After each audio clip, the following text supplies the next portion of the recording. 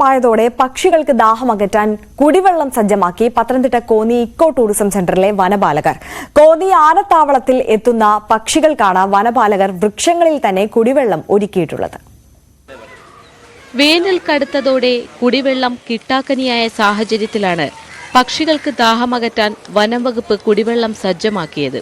Konni eco tourism സെന്ററിൽ എത്തുന്ന പക്ഷികൾക്കാണ് വൃക്ഷങ്ങളിൽ തന്നെ കുടിവെള്ളം ഒരുക്കിയത്. ഇക്കോ സെന്ററിൽ 15 ഇടങ്ങളിലായാണ് ക്രമീകരണം. ഇക്കോ ടൂറിസം കോമ്പൗണ്ടിൽ നിരവധി സ്ഥലങ്ങളിലാണ് നമ്മൾ പക്ഷികൾക്കും ചെറു ജീവജാലങ്ങൾക്കുമായിട്ട് ഉദ്ദേശിച്ചിട്ട് സ്ഥാപിച്ചിട്ടുള്ളത്.